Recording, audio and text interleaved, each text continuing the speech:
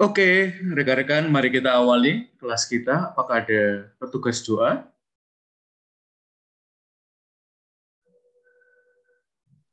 Saya Romo. Oke, silahkan. Romo dan teman-teman, marilah kita berdoa. Dalam nama Bapa dan Putra dan Roh Kudus. Amin. Amin. Tuhan Yesus yang bertahta di kerajaan surga, kami mengucap syukur atas berkat-Mu dan kasih setia-Mu, sehingga kami dapat berkumpul kembali di virtual Zoom meeting ini. Tuhan, saat ini kami hendak memulai perkuliahan kami.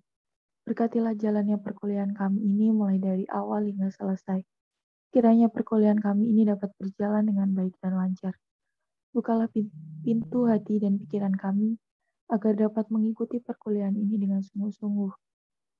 Berkati juga Romo Andalas sebagai dosen kami. Berilah kesehatan dan kesabaran kepada beliau dalam mendidik kami. Di dalam nama Tuhan Yesus Kristus kami berdoa dan mengucap syukur. Amin. Bisa dilanjutkan bacaan dan renungan.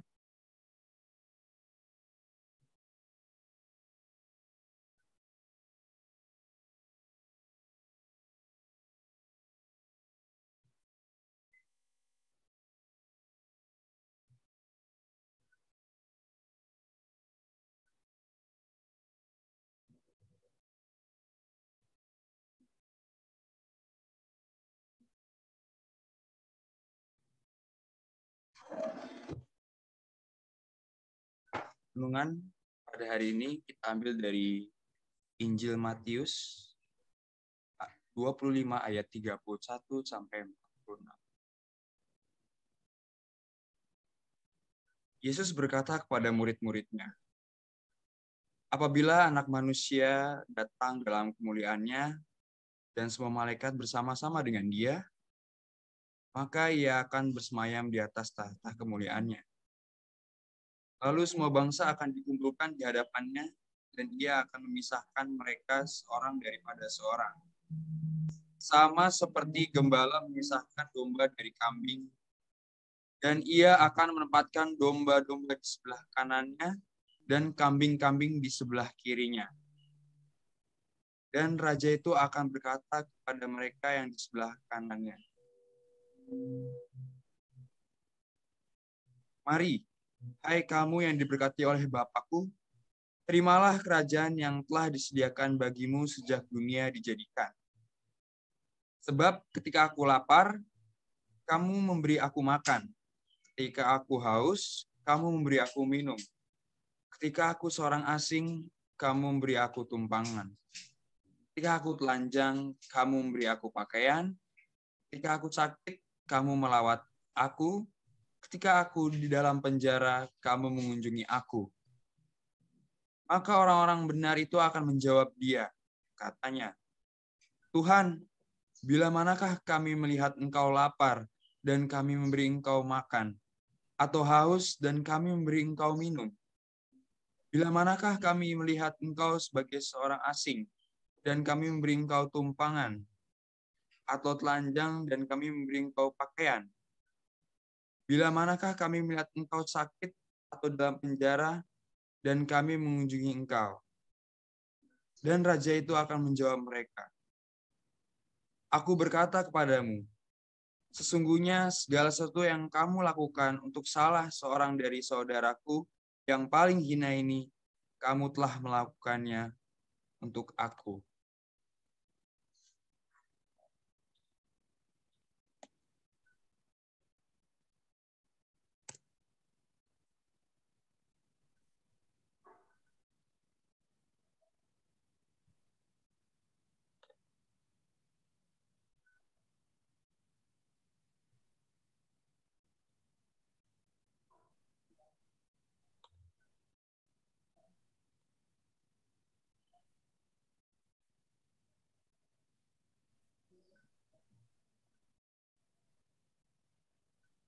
Dan mereka ini akan masuk ke tempat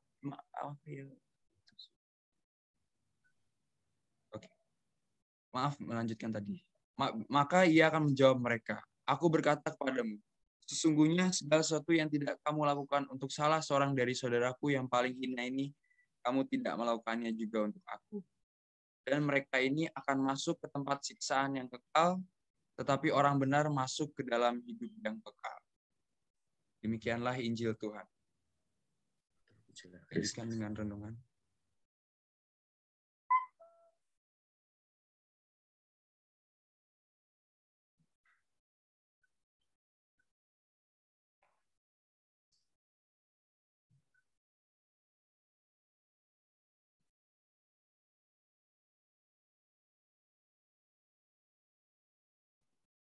Oke, baik, saya akan lanjutkan renungan.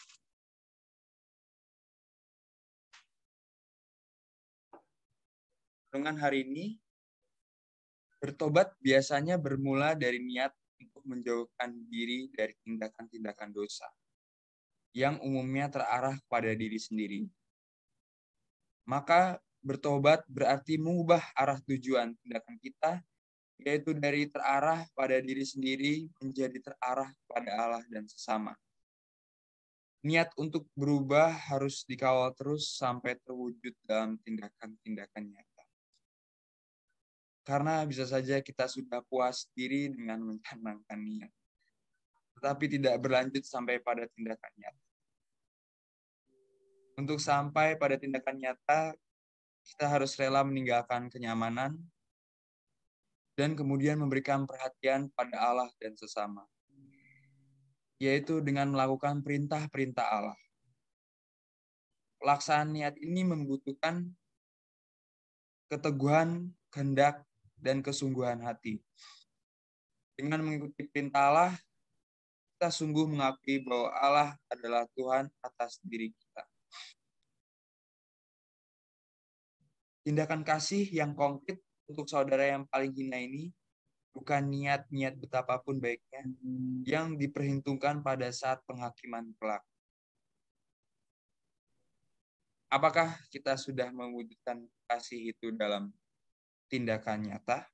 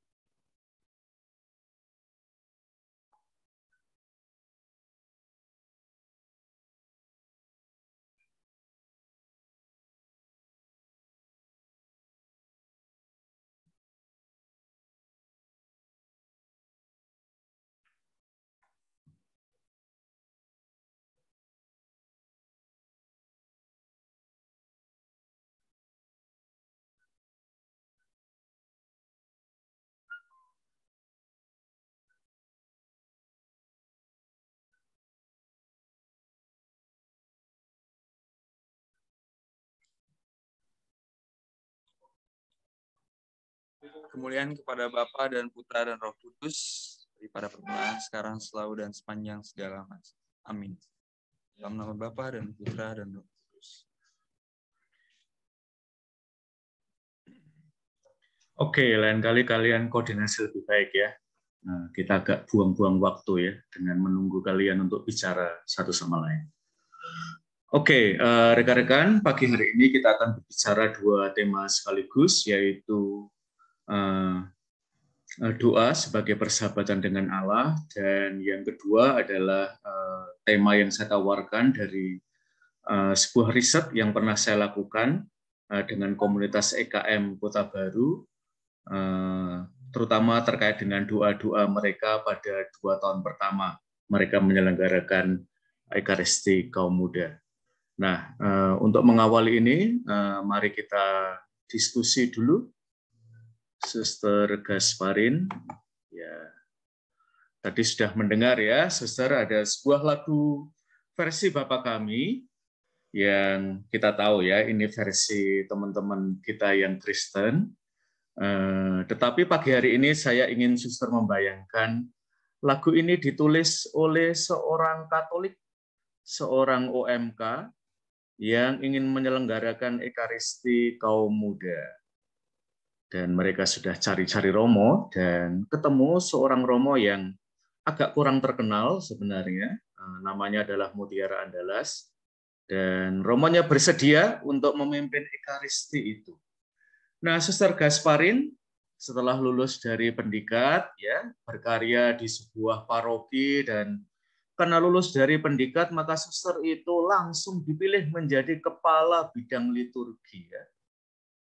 Nah, anak-anak muda ini datang pada suster dan tanya, Sus, saya dan teman-teman ini sudah membaca Injil, lalu kami merenung-renung hidup kami sebagai orang muda, dan akhirnya lahirlah doa Bapa kami ini. Kami udah latihan, dan menurut Romo Mutiara Andalas, Bapa kaminya bagus dan bisa dicoba. Nah, sekarang kami mau tanya pada suster. Lagu Bapa kami yang kami perdengarkan tadi, boleh kami nyanyikan tidak, suster, dalam Ekaristi Kaum Muda? Dijawab, ya Sus, karena Ekaristi Kaum Mudanya tinggal minggu depan. Terima kasih, suster. Baik, Romo, terima kasih atas waktu dan kesempatan yang diberikan kepada saya. Saya mencoba jawab, bisa dinyanyikan, bisa tidak. Bisa dinyanyikan, bisa tidak. Kami kok jadi bingung ya, Sus. Boleh, tapi bisa juga tidak. Saya memilih bisa dinyanyikan atau tidak, ya tergantung dari tema yang dibawakan saat perayaan Ekaristi tersebut, Romo. Kalau seandainya temanya pas, berarti bisa dinyanyikan. Kalau seandainya temanya tidak pas, berarti lagu Bapa Kami yang model seperti tadi tidak bisa dinyanyikan. Kalau dari saya, Romo. Terima kasih.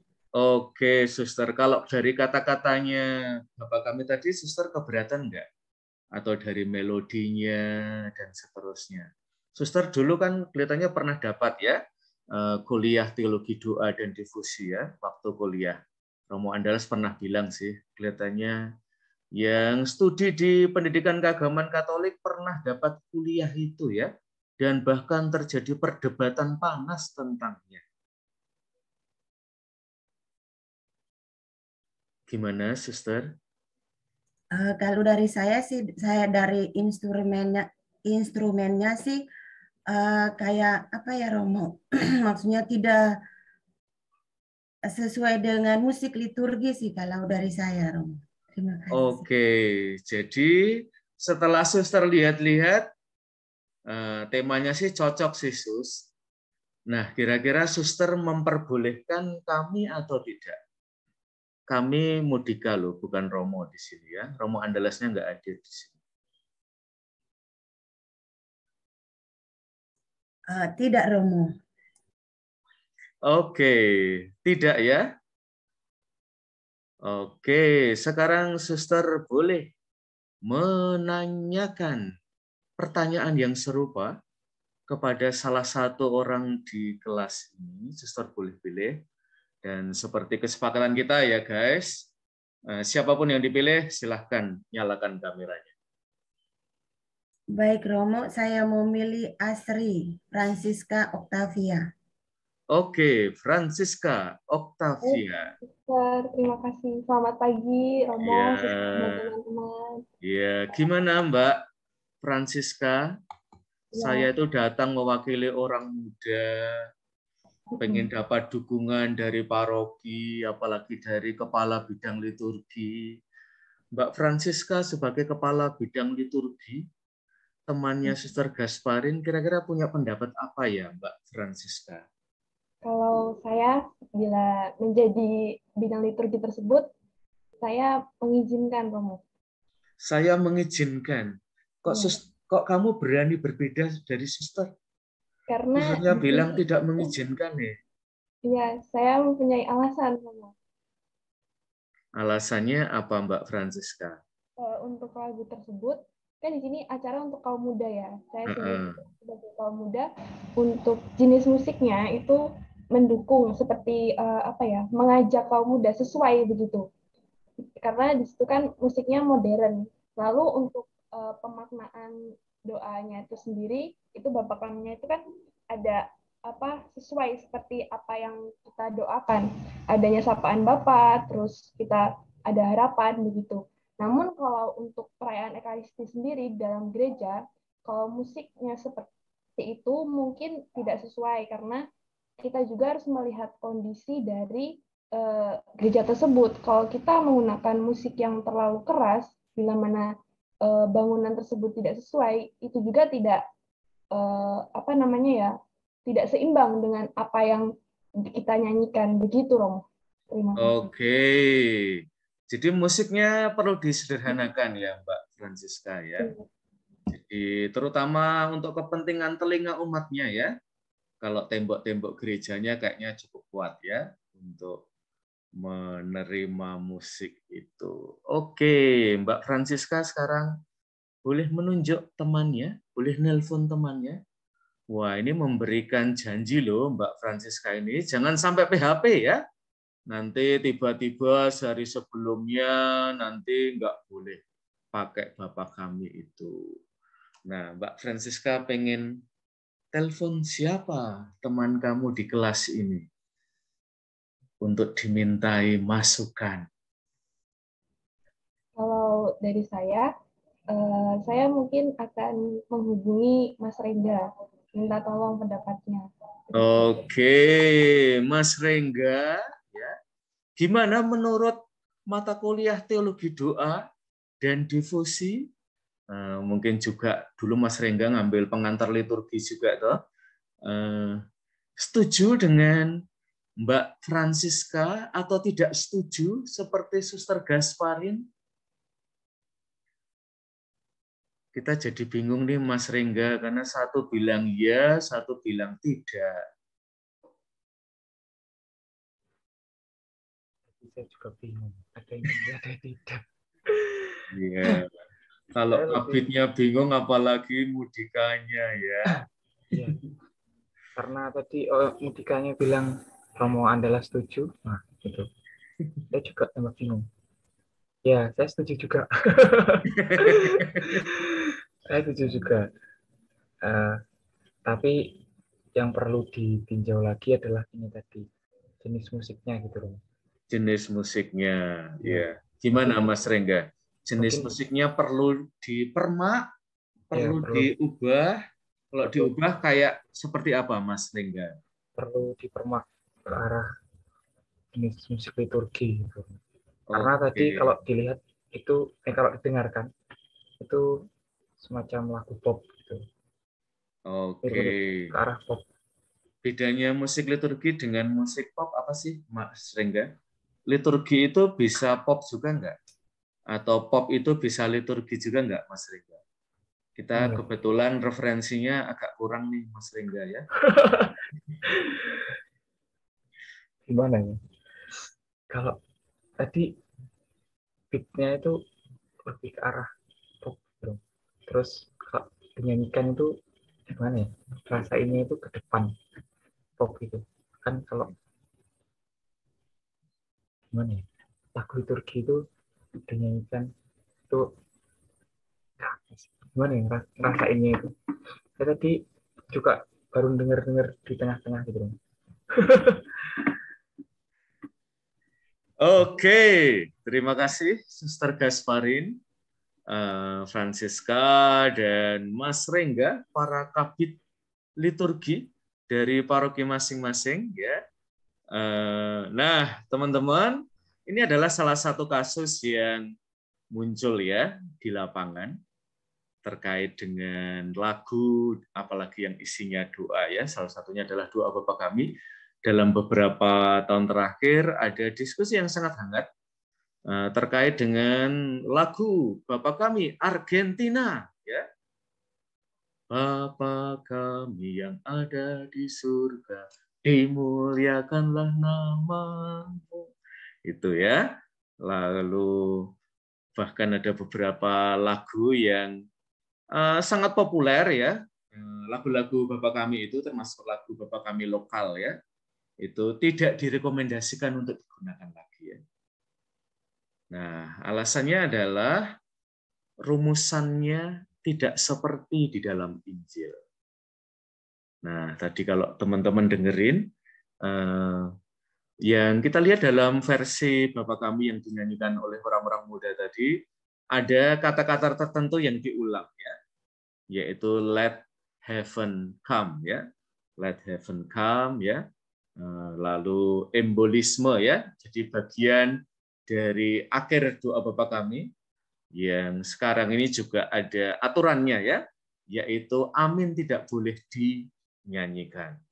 Sementara banyak lagu Bapa kami itu sejak awal ketika didesain ada kata aminnya ya di bagian belakang. Lalu mengapa itu dihilangkan? Karena setelah itu masih ada kelanjutannya ya dari romonya ya, sebab Engkaulah Raja yang mulia dan berkuasa untuk selama-lamanya ya, dan seterusnya. Nah, teman-teman, itu menjadi salah satu pertanyaan. Nah, saya tidak mau dalam kelas ini ya menjawab atau mengatasi persoalan itu, tetapi saya hanya ingin menampilkan perspektif ya.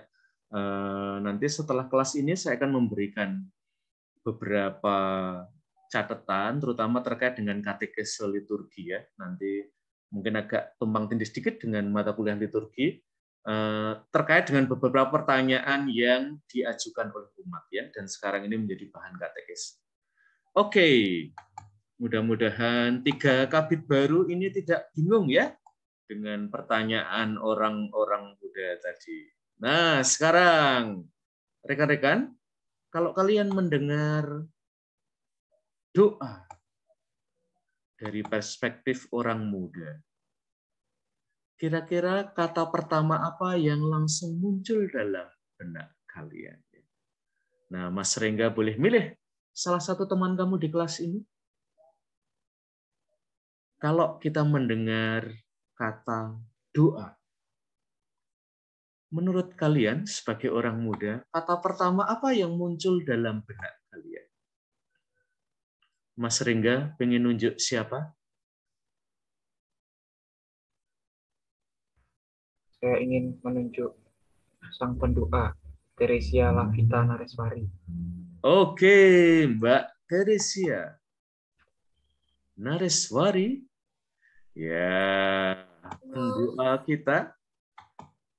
Oke. Apa yang ada dalam benakmu, Mbak Teresia Lavita Nareswari?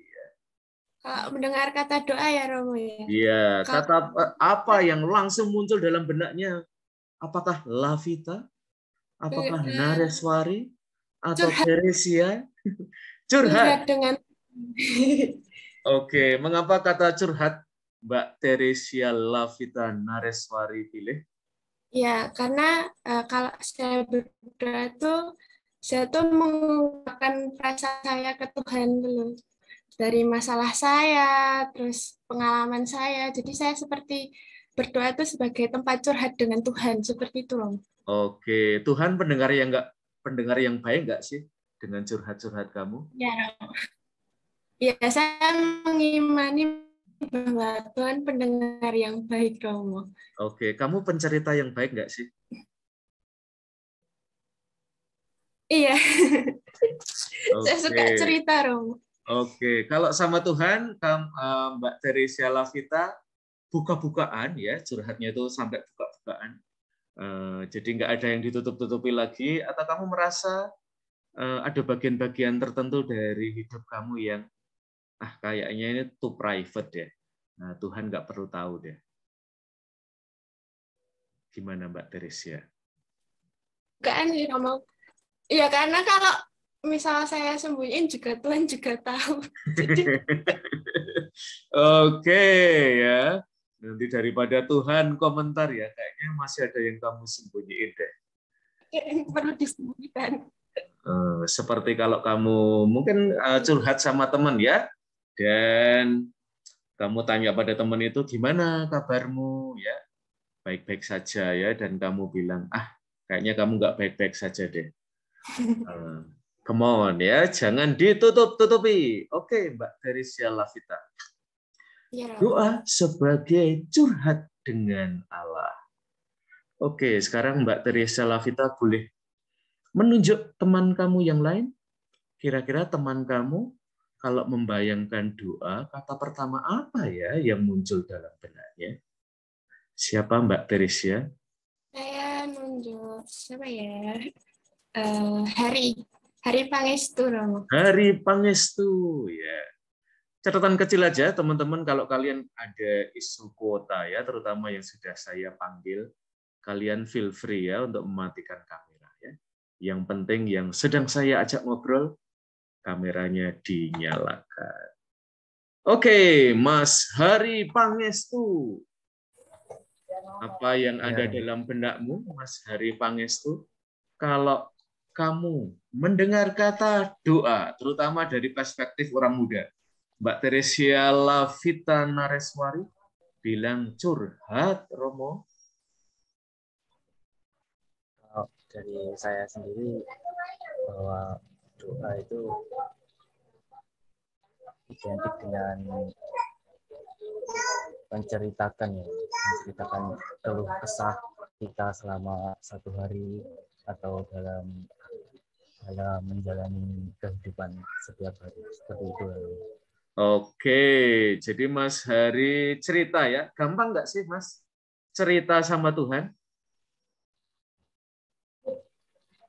Ya terkadang juga gampang, terkadang juga ada rasa seperti gimana ya Romo? Rasa ingin tersentuh gitu Romo.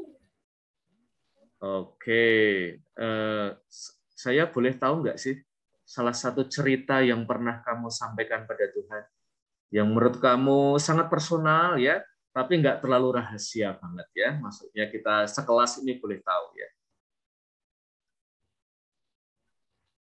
Dari saya sendiri, waktu itu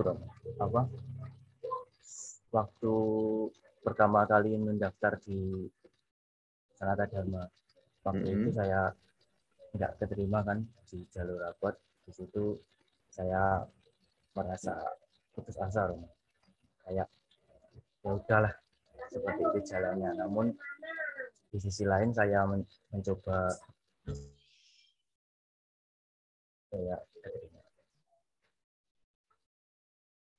Gitu.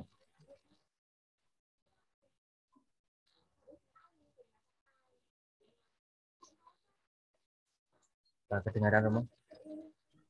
Iya, kedengaran dalam hati saya.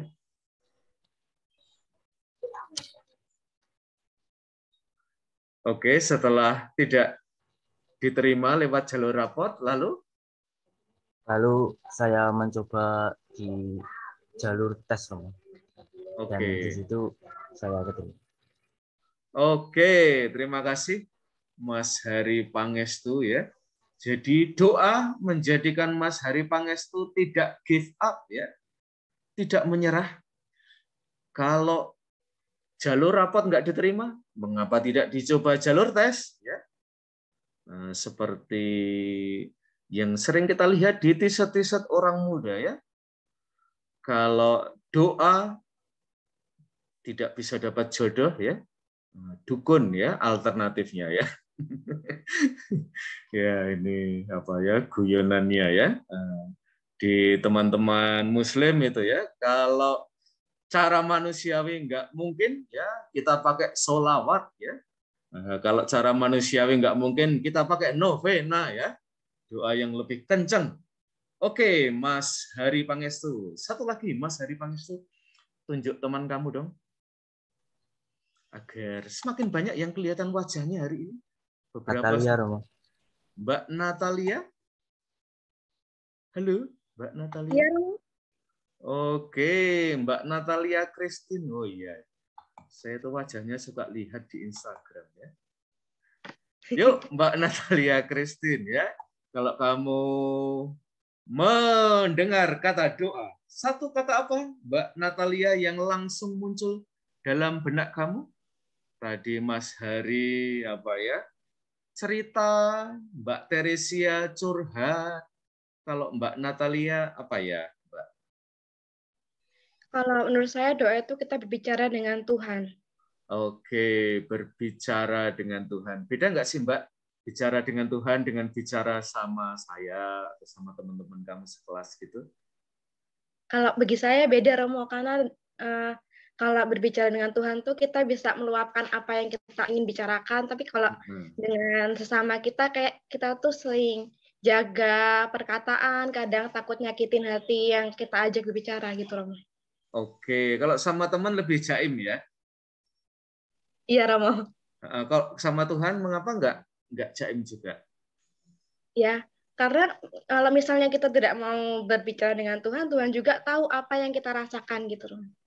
Oke, ngapain juga jaim ya? Wong Tuhan juga tahu kita mau omong apa. Oke, Mbak Natalia Christine. Doa sebagai ngobrol dengan Allah, curhat dengan Allah, lalu cerita dengan Allah ya.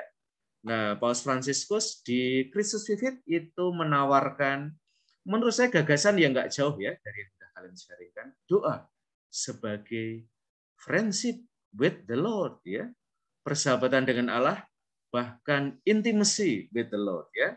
Kalau kita merujuk pada kelas sebelumnya yang sangat membangun intimacy itu Yohanes dari Salib, lalu Teresa dari Avia ya. Dan jangan dilupakan ya teman-teman, tokoh ini kalian boleh lupa yang lain, tetapi tokoh yang terakhir ini jangan lupa, Santo Ignatius Loyola ya. Beliau juga sangat ingin membangun persahabatan dengan Allah ya. Bahkan Santo Ignatius Loyola itu kalau doa mohon nangis ya teman-teman ya. Saking pengen bersahabatnya dengan Tuhan ya sampai bercucuran air mata ya. Jadi kalau kalian pernah ikut retret Ignatian, nanti salah satu bagiannya adalah memohon sampai air matanya tuh mengalir sampai jauh ya.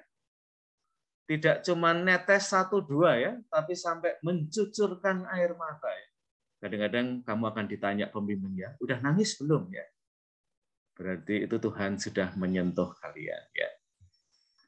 Oke, teman-teman, doa sebagai persahabatan dengan Allah.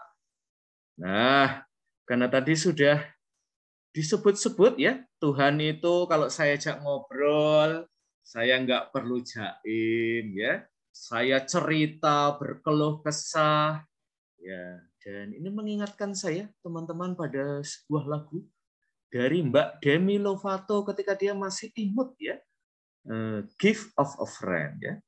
Nah, barangkali yang ada di balik definisi kalian tentang doa adalah pengalaman kita akan Tuhan sebagai sohib, sebuah kado. Teman itu adalah anugerah. Nah, persoalannya, kalian sendiri punya teman nggak sih? Punya sahabat nggak sih? Ya, Mbak Natalia Christine, ajaklah teman satu lagi untuk gabung kelas ini. Ya, mungkin kamu bisa mencari sahabat kamu di kelas ini. Maria Claret, Romo. Oke, Maria Claret. Halo, Maria Claret. Iya, Romo.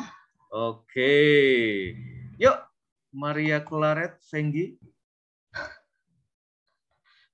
Ya, punya sahabat Mbak? Punya, Romo. Pernah disakiti sahabat Mbak? Pernah. Oke, pernah ya.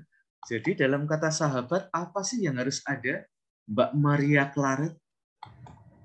Ya, kalau sahabat itu menurut saya orang ya yang bisa menerima kekurangan maupun kelebihan kita. Seperti itu. Oke. Mbak Maria Claret sendiri sahabatan nggak sih? Gampang nggak sih Mbak menerima kelemahan dan kekurangan orang? Kalau menurut Mbak Maria Claret ya. Karena ternyata saya pernah disakiti juga ya oleh sahabat saya. Biasanya nyakitinnya karena apa sih Mbak? Ya.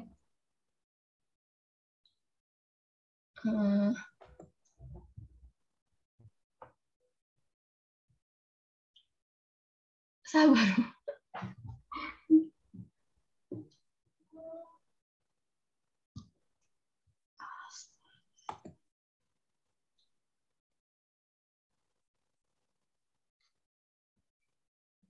Oh iya ini. Silakan. Ini ya Romo, pernah satu kali ya waktu SMA sih Romo. Oke. Anak Itu pendikat aman ya, kalian aman ya, kalian tidak ya. menyakiti Mbak Maria Claret. Ini waktu SMA ya, kecuali kalian satu SMA dengan Mbak Maria Claret. Ya, waktu SMA itu tuh masih menyangkut dengan tugas sekolah sih, Romo. Nah, tugas sekolah. Karena sahabat saya ini dia tuh jarang kerja tugas. Nah, karena dia jarang kerja tugas, makanya dia tuh pernah minta, Mar, kamu ini minta tugas kamu biar aku ini salin nih. Terus karena saking emosi ya, karena semalam itu begadang, terus paginya tuh dia langsung minta salin saja, meskipun sahabat ya Romo, ya dari hati kecil saya sih tidak kasih sih ya Romo, tidak kasih. Terus beberapa hari kemudian tuh tidak mau berbicara dengan saya, tuh sakit karena selama sakit ya Romo, karena memang tidak berbicara. Terus beberapa hari itu dia jalan dengan teman baru gitu, Rom. Sakit sih. Oke, ya. Katanya sahabat, ya. Masih salinan kerjaan aja nggak mau. Ya udah. Nah, dan mungkin teman kamu ini adalah ada istilahnya dalam bahasa Jawa ya guys, ya, yaitu friends with benefit ya. Jadi teman itu ya kalau dia menguntungkan ya dia saya jadikan sahabat. Kalau dia tidak menguntungkan lagi ya saya jalan dengan yang baru. Oke, Mbak Maria Claret ya. Mau nunjuk siapa Mbak Maria Claret? Meskipun SMA ya. Sakitnya itu sampai terasa sampai sekarang ya. Ceritainnya itu kebawa sampai ke hati ya. Yuk Mbak Maria Claret, kamu pengen teman kamu yang lain mana yang kamu ingin dengar suaranya?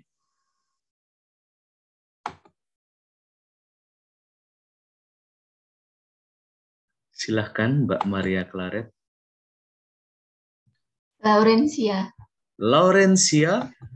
Mbak Laurencia, silahkan.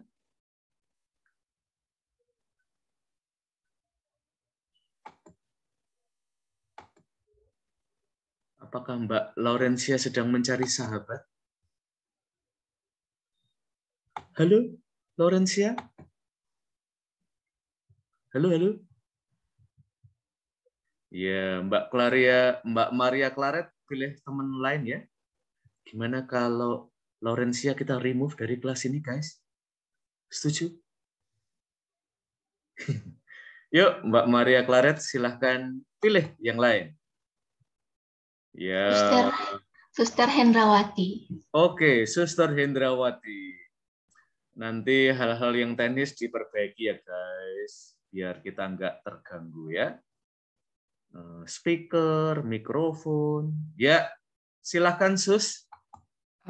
Kalau di biara itu boleh punya sahabat nggak sih Sus? Boleh Romo. Oke, dengan yang di luar biara kita boleh? Dengan yang di luar biara mungkin itu ya lebih pada personal aja ya Romo, mungkin ada yang punya sahabat di dalam ataupun di luar biara. Iya. Kalau cowok boleh nggak sih? Suster temenan sama cowok, sahabatan sama cowok? Yang belum pengalaman. Oke, apalagi cowoknya yang good looking gitu, seperti saya, boleh nggak Sus? Ya kalau misalnya dari kata sahabat itu saja ya mungkin saya pikir bisa-bisa saja Romo. Oke, dalam kata sahabat apa sih yang menurut Suster penting banget harus ada ya? Dari saya sendiri yang mungkin satu kata tentang sahabat itu ialah keterbukaan. Di mana dengan keterbukaan itu artinya seperti dijelaskan Maria Claret tadi bahwa ketika kita punya sahabat artinya bahwa keluh kesah kita pun juga tidak sungkan kita bercerita begitu, walaupun sekedar bercerita, misalnya ada mungkin pengalaman-pengalaman yang kurang mengenakan ataupun juga pengalaman-pengalaman yang menyenangkan. Tetapi ketika kita punya sahabat, kita sekedar bersharing lebih pada misalnya hal negatif ini ya, maksudnya yang kurang menyenangkan begitu. Terus kita punya teman, punya sahabat, lalu kita bersharing, itu juga rasanya membawa perasaan tersendiri, ada perasaan lega begitu Romo. Jadi satu kata yang untuk saya dari sahabat itu adalah keterbukaan, di mana dengan keterbukaan kita boleh saling mengerti, saling memahami, dan juga saling mensupport Romo. Oke, Suster Hendrawati ini mengingatkan saya pada sebuah film ya. Filmnya adalah Imperfect ya. Pemainnya ada Jessica Milla, ada Reza Rahardian, ya. Yang lain-lain saya agak kurang apal ya. Tapi di situ ada sebuah dialog ya. Anak ceweknya tomboy ya, temannya Rara yang diperankan oleh Jessica Milla ya. Dan dia bilang gini ya, teman yang baik mengenal kita sesungguhnya ya. Jadi mengenal kita dari hati. Ya, dan ini ada ungkapannya dalam bahasa Jawa ya, guys. A friend in need is a friend indeed ya. Seseorang yang berada pada penderitaan atau kebutuhan temannya, dia sungguh seorang sahabat ya. Jadi bukan friend in with benefit ya, tetapi a friend in it is a friend indeed ya. Oke, suster dan rekan-rekan, agar kita bisa membangun persahabatan dengan Allah, terutama dengan doa, menurut Paus Fransiskus perlu ada 3 hal. Yang pertama adalah pengalaman Allah sebagai kasih. Nah, sayangnya dalam hidup kita sehari-hari, bahkan dengan orang-orang terdekat ya, kita nggak selalu punya pengalaman yang sangat ideal. Dengan ayah kita, dengan ibu kita ya, dengan hidup orang muda, kadang-kadang pengalaman mereka tidak selalu positif ya. Mungkin ayahnya jauh ya, meskipun di rumah seperti LDR, bahkan ayahnya kadang-kadang absen atau sangat dominan dan posesif. Dan barangkali dari perspektif kamu mungkin bukan seorang bapak yang kamu butuhkan. Nah, ini pengalaman real kita ya dengan sosok-sosok biologis dalam hidup kita termasuk sahabat. Nah, dengan Bapak itu apa yang bisa kita alami? Meskipun dalam kehidupan sehari-hari mungkin pengalaman kita nggak ideal. Yaitu Anda bisa menjatuhkan diri dalam pelukan Bapa Ilahimu. Masih ingat ya? Ex patris corde ya. Dari hati seorang ayah, dari hati seorang ibu juga. Nah, ini pengalaman Allah sebagai kasih ini penting banget menurut Paus Fransiskus agar kita bisa mengalami Allah sebagai sahabat. Dan yang dibutuhkan dari pihak kita agar kita bisa menjalin persahabatan dengan Dia adalah membuka ruang baginya, memberikan ruang baginya. Sehingga tadi seperti sharing yang sudah kalian sampaikan, kita nggak sungkan, kita nggak merasa terganggu. Allah itu nggak terganggu ya. Kalau kita mengungkapkan keraguan, pertanyaan, dan bahkan gugatan kita kepadanya. Nah, salah satu teks yang favorit terkait dengan itu tentu adalah pergumulan Yakub dengan Allah dan bahkan pergumulan Ayub terhadap Allah ya. Di mana kita tidak hanya ragu-ragu, bahkan kita mengajukan pertanyaan dan bahkan gugatan. Nah, sekarang kita tanya siapa tadi yang terakhir ya, Mbak Suster. Silahkan menunjuk salah satu teman Suster Hendrawati. Ada yang sudah ada kameranya, ada Mbak Emi. Ya. Sebentar, saya lihat dulu. Ya, ada Suster Dominik dan Suster Salva, ada Suster Tere, ada Sister Liska. Saya pilih nomor 1 di IPA Romo. Oke. Raimundus Andro. Raimundus Andro. Iya, Romo. Oke. Raimundus Andro. Pertanyaan saya adalah, ya ini, wah, gaya sisiran kamu menarik sekali ya. Susah diatur, Romo. Oke, Raimundus Andro. Kamu pernah nggak sih mengajukan keraguan-raguan kepada Allah?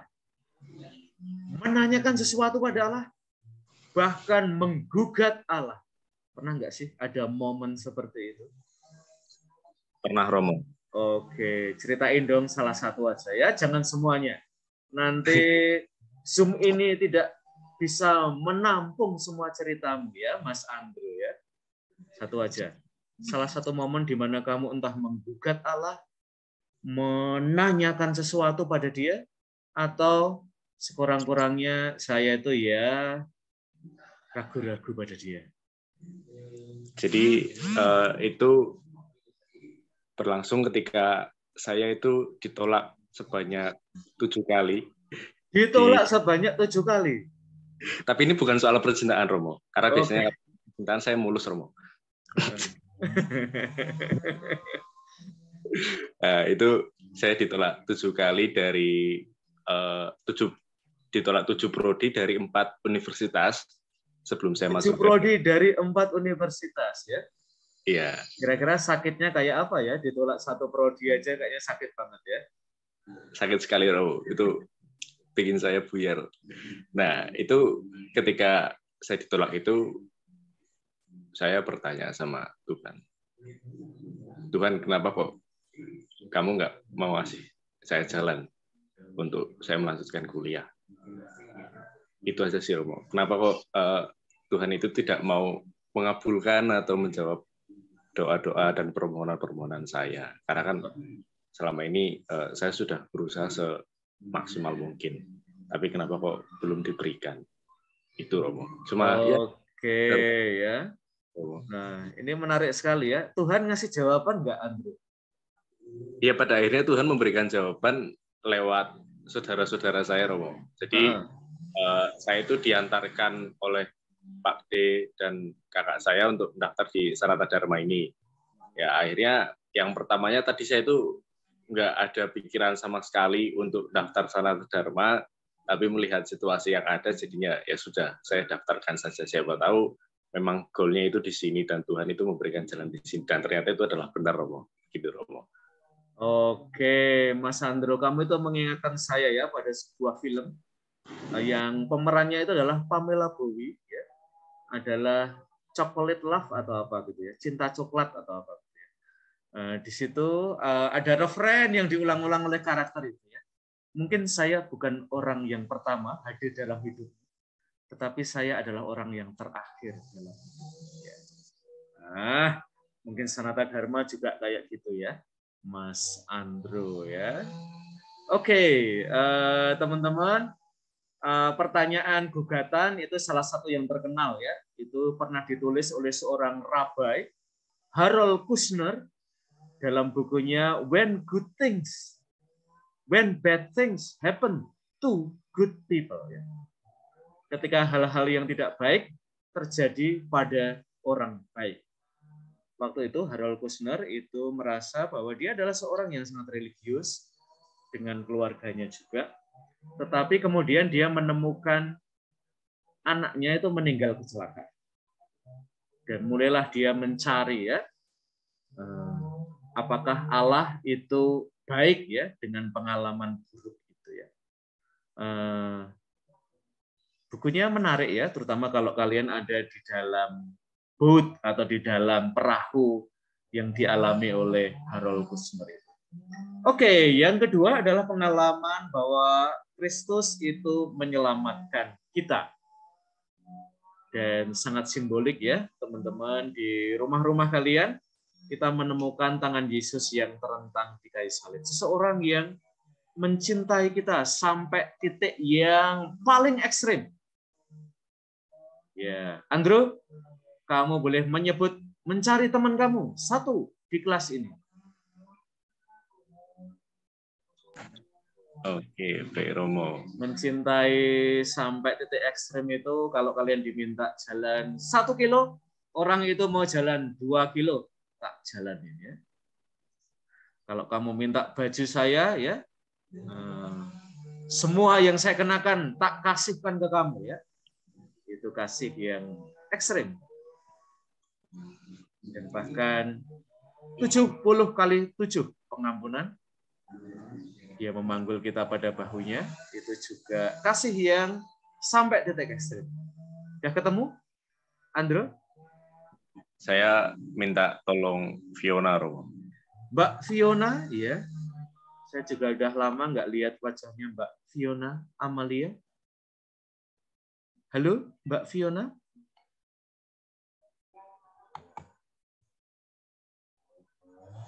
Mbak Fiona? Apakah kamu ada, Mbak Fiona? Oke, sekarang ini aja ya. Andrew pilih yang lain ya. Mungkin Mbak Fiona sedang membantu ibunya masak pagi ya. Atau ke pasar beli lombok. Atau ikut antri beli minyak atau gula pasir ya. Silahkan Andrew, pilih teman kamu yang lain. Kalau Fiona nggak ada, saya mau... Mana kejurannya hilang, Bang? Oh, Roberto, Romo. Roberto. Wah, ini juga saya sudah lama nggak dengar ya. Roberto.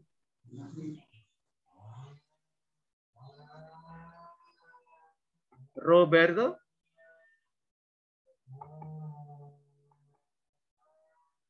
Halo, Roberto.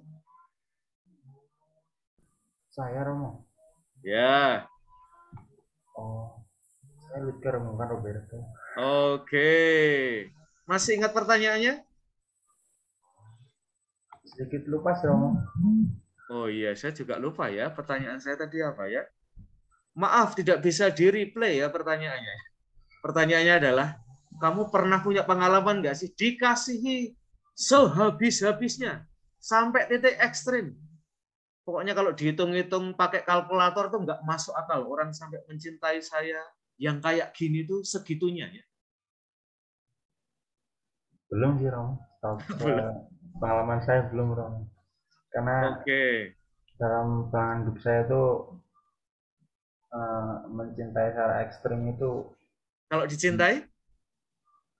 Belum pernah, Rom.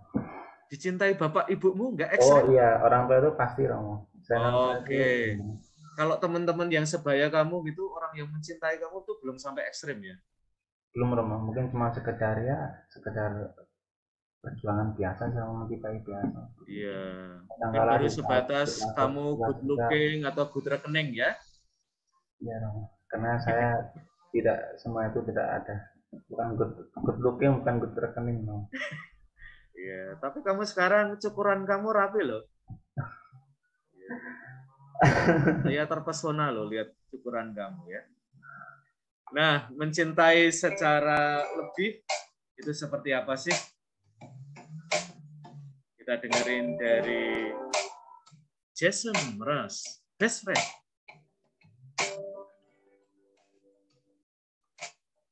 Siapa tahu bisa memberi inspirasi kalian untuk mencintai secara magis, secara lebih.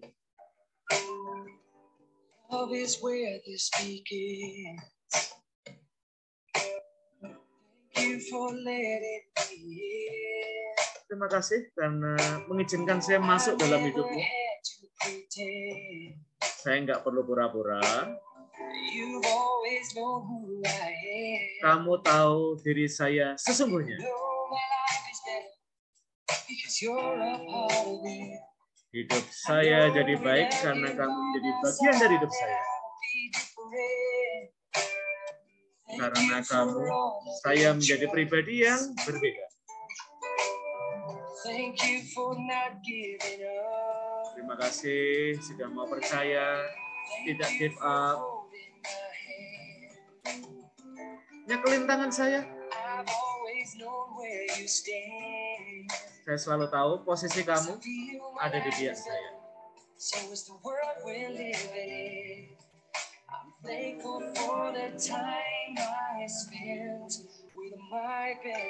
Saya nggak pernah buang-buang waktu dengan sahabat. Saya selalu spend time dengan sahabat.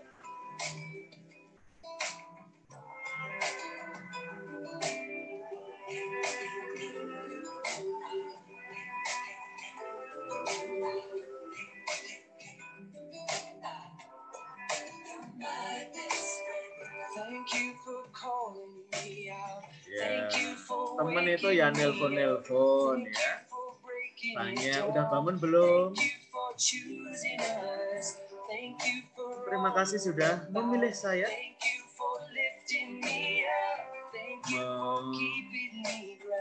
Ngangkat saya kalau saya jatuh.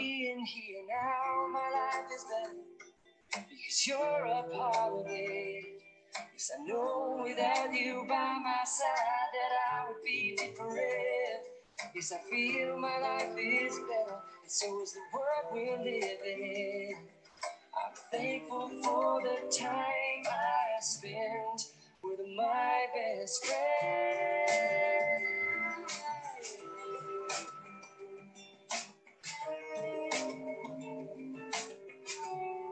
You're my best friend.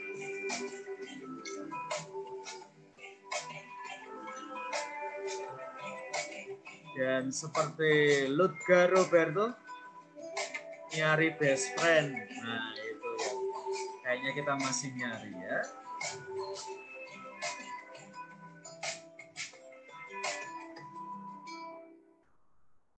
Oke ya.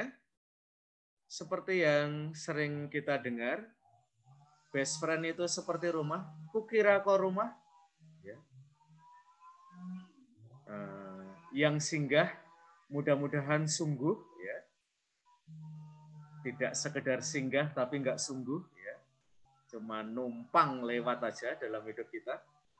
Lalu pengalaman yang ketiga adalah pengalaman bahwa Allah itu hidup, teman-teman. Jadi Yesus tidak hanya sekedar sosok masa lalu, dia hanya kenangan, dia hanya pribadi yang pernah, tetapi dia yang sekarang di sini hidup bagi saya. Dan itu alasan ya, Paus Fransiskus kemudian mengatakan Kristus hidup.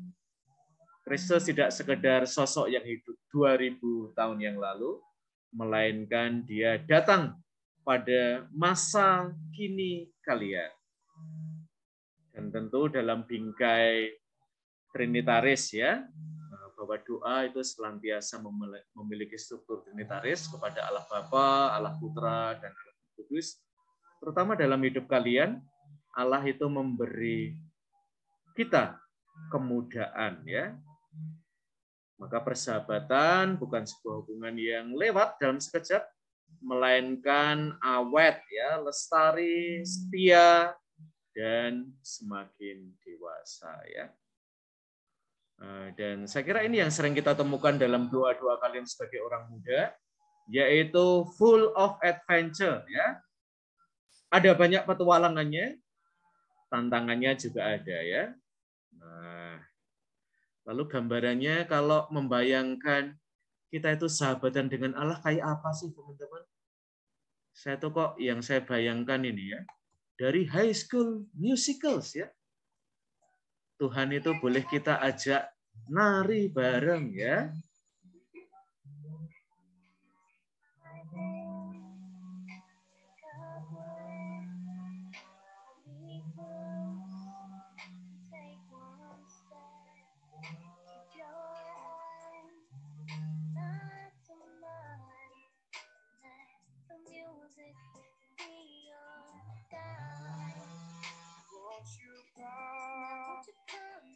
Ada iramanya juga ya, doa itu maju, mundur.